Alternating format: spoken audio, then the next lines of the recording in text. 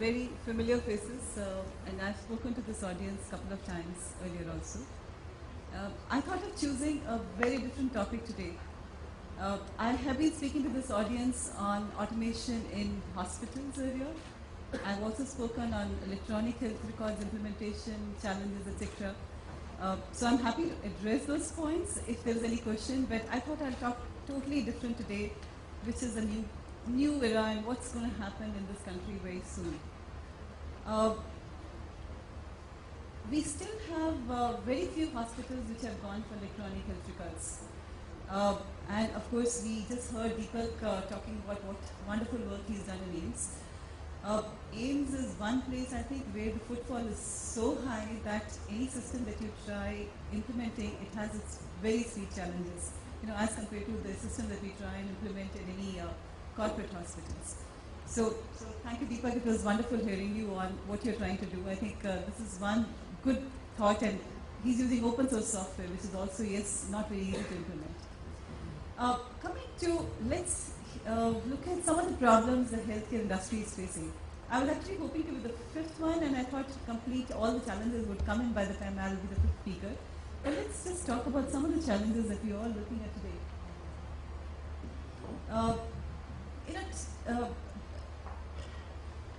We all have heard about IT helping healthcare.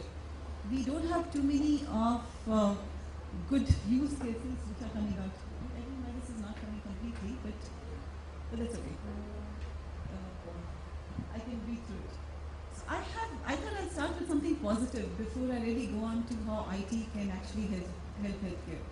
This is an article which I would want you to look at. This is the BBC site. And this talks about how IT can actually, help healthcare. And some of the results which actually have come out of this particular report, which is published, is that the death rate actually goes down by 17% among emergency patients, which means almost 60,000 deaths are preventable in a hospital that they were looking at, which is NHS. Now look at what we've done in AIIMS, which means in hospitals like AIIMS, where we're trying to implement electronic health records and IT, we might be able to, with the complete IT implementations, also be able to do something similar, because the number of footfall in AIIMS is also very high. Of course, we have higher accountable staff, lower cases of missed medicine, and I'm just trying to read from here, but I thought this is important. And of course, medication allergies, which are also very important, are also tracked with this. One of the systems I know which Deepak has implemented in AIIMS also has facilities of ensuring that the medication allergies, if there are any, can be tracked. So those also go down. And of course, the reduction in medical errors also is there by almost, it reduces to almost half. So these are some things which are published results of how IT can help. Can we try and bring all this in India? Believe me, we can. We are one of the best in IT sector. Let's just look at something more.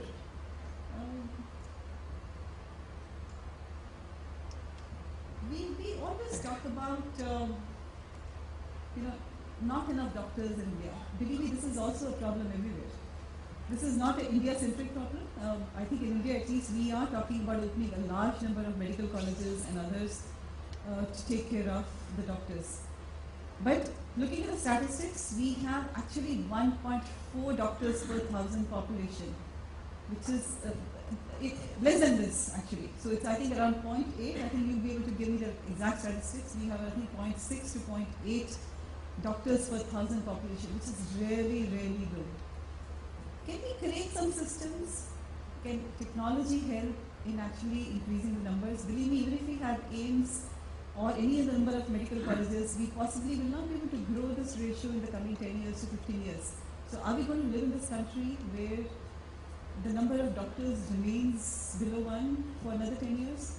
I think we as team have to think of some alternatives to actually improve this ratio. More. This is the statistics I have from the web, so I hope it's correct. This is almost a couple of months old statistics. Patient to hospital bed ratio in the country is 0.9. You have to excuse me for if the statistics is not 100% correct, but that's the numbers that I have. Again, very low. Can IT help? Can we beds without really creating hospitals. If you actually go to all the hospitals, there are some patients who actually can be admitted at home and given the care at home. Can we look at extended maybe beds at home where we can actually take care of our patients? We already have such similar cases, I think, in Delhi and some metros. We're already seeing something like home care facilities which are coming in. But what's missing today there is, can we electronically transfer the data of patient on a real-time basis to some place where it can be analyzed? Let's go further. Is the patient taking the right drug? Very important thing. Today, one, of course, if you go to the remote villages, we do have a problem whether even the medicines are reaching there or not, right? But we also have a problem that if I'm buying a medicine, is that the right medicine or not?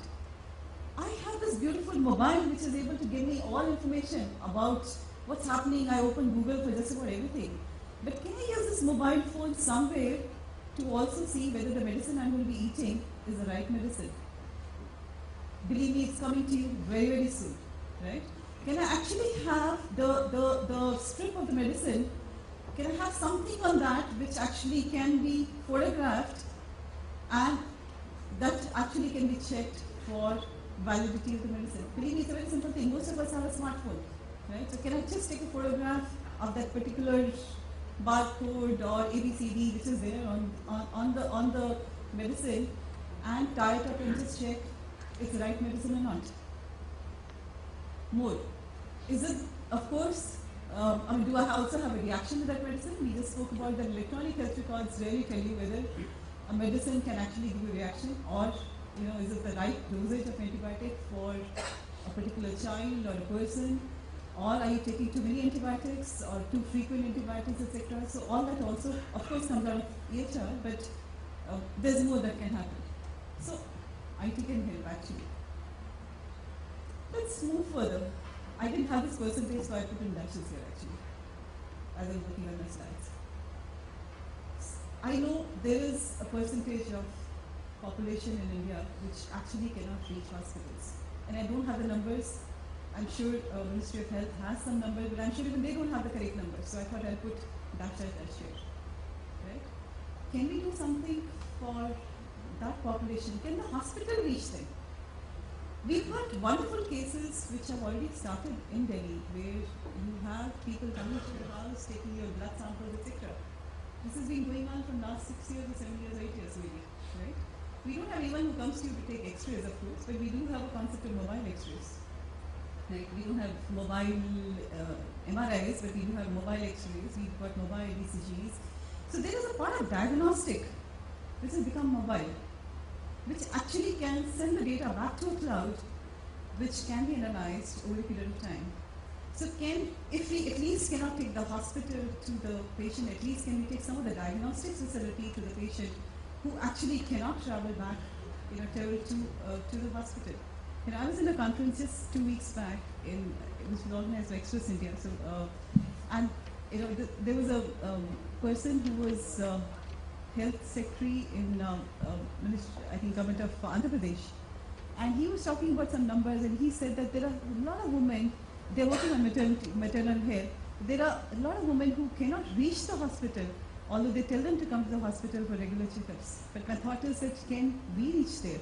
We already have products which we can also take the fetal heart monitoring. We can do fetal heart monitoring of, for a pregnant woman and transfer that to a doctor, where the doctor can see whether the baby is fine or not. So if all that is there, can at least partially we can take the hospital to the patient. So these are some thoughts. And we all have heard about Digital India. I don't know if anybody has not heard about Digital India. So Digital India is an initiative which is started by our Prime Minister. And of course, our department is following it rigorously, where we're trying to see that India is connected, right? And there is technology which actually helps in education, healthcare, and other facilities. And some of these thoughts will come, I think, evolve, and these will become much easier because the connectivity will be there. Let's go a little further. So what am I talking about? The world is changing, actually. And I think what we're trying to do as part of Digital India is to be ready for this new changing world. right? 2000, when I started working on the e-commerce projects, they didn't really work. I mean, one of the first e-commerce projects that I started working on in 2000 didn't really take off, right? And I think the reason why it didn't take off, not only me actually, a lot of people did try working on the e-commerce projects that time. I worked on a training product which worked beautifully. I know Naukri.com also worked beautifully. We started around 2000, but there are a lot of e-commerce products which didn't take off that time. But all the e-commerce products now are just working well and they're making money. Why? Because now we're ready from connectivity point of view. You have connectivity on your mobile and everything, which is what's leading to this. But let's look at what's happening. You have internet of actually people today. You've got so many persons on Facebook. You've got internet of things, right, which has also come out. And people are anticipating that there will be at least 25 billion plus things by, and I'll define what things are, by 2020. We've got information, internet, which we all scan daily. And of course, we also have internet of places. What we don't have is something which is one cloud of data of patients. Believe me, if we had data of patients of, everything, we might be able to create, a lot of new drugs very easily. We'll be able to create some tools which say that, look, A, B, C is the condition, then technology says, look, this should be the medication ideally, and the doctor can just reconfirm, which means that we create not only a paramedic, but also a computer before a doctor, which actually tells you that, look, most probably this is the problem and this can be solved by this. So there's an artificial intelligence layer which actually will come in before a doctor, which actually will be able to create some thousands of doctors.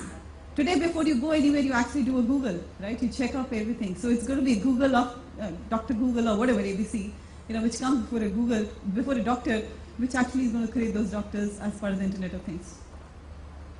So what's Internet of Things saying really? It's basically trying to connect devices and a lot of people, right? And what we are anticipating is that the number of devices actually has already surpassed the number of people, but it's going to go up like crazy. So what are we trying to do? We're trying to basically say that we are going to use the 3 C's, the connectivity, the cloud, and the collaboration, the concept of all the 3 C's to actually take it to the medical this thing. And what is the paradigm we're talking about? We're talking about starting from wellness, prevention, diagnostic, and also treatment. I also just give examples of how diagnostics can be done. But if we actually do a regular diagnostics, we also actually are making a base for prevention and also a base for wellness, which is what is coming in. Okay? Hospital, healthcare trends are changing. We've got too many devices which are coming in. As we are working as ERNET, we are working also on the national policy of IoT, which is Internet of Things.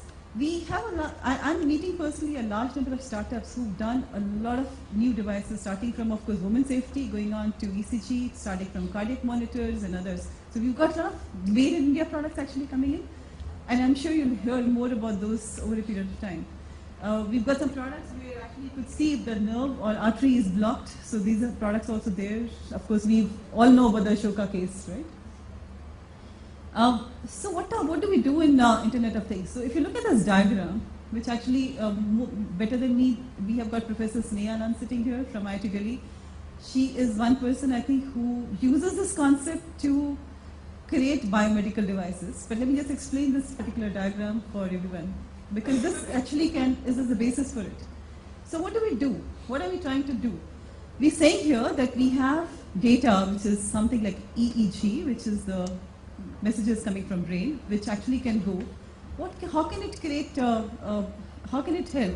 So for a blind person who's wanting to walk or who's wanting to go somewhere, it actually helps them actually. And maybe if there is something, as I'm trying to walk, it actually gives me a signal, look, go right side or left side, and it actually synchronizes my brain with this.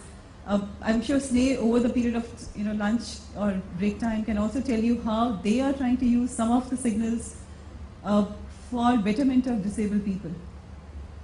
Hearing, of course, people who can't hear, signals can go via the IoT devices. All of us have heard about blood pressure measurement, positioning, glucose and DNA protein, etc. So there is a large amount that can be done if we are able to sense all this data and come up with biomedical devices. And believe me, I'm not the right person with Sneh sitting here. I think she is a better person to talk about these kind of devices because she's been heading the biomedical department. But what I want to say is, this is the paradigm which is getting exploited today to come up with next version of healthcare, okay? Or maybe support the disabled people to do better in life.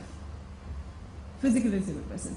And all this data actually can go to maybe, we've all heard about, fall detection. Fall detection is nothing. It basically picks up, somebody's fallen. It also picks up your, sense monitors, whatever you're doing.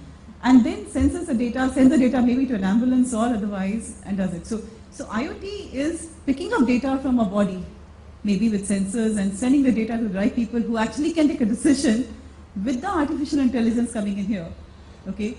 So that the healthcare becomes easier for us. So I think I just spoke about it, but then just an explanation of what IoT connectivity is about. The data could go by Bluetooth. We all know about Bluetooth, which is on our mobile phones. It could go via Zigbees. It could go via whatever protocols. So we have a large number of protocols. It could go via 2G kind of a network or a 3G network also. So there are a large number of networks it could go via. But if you combine the data coming from a body to sensors to a hospital or a doctor or a portal or an artificial intelligence tool or ambulance, this is how things are going to go. We all have heard about mobile ambulance where we are able to live transfer the data, of ECG live to hospitals, right? Before the patient arrives at the hospital, the data of the patient of ECG is already there. Again, a very beautiful application of IoT, right? A little more. So it just summarizes, different parts of the hospital and what can happen. What I wanted to do today was only to take you through how IoT will possibly change the processes in the hospital and help us for wellness as well as prevention. If you have any questions, happy to take those questions on these areas, but there's a lot happening in this area. So thank you so much. But the new paradigm which is coming is of this kind. You have people, you'll have this, data and things, and all this is a connected paradigm, and you are, with this connected paradigm, you can actually bring in process improvements. That's a thought that I would want you to leave with. I think you'll be able to come up with how processes can change in healthcare. Thank you.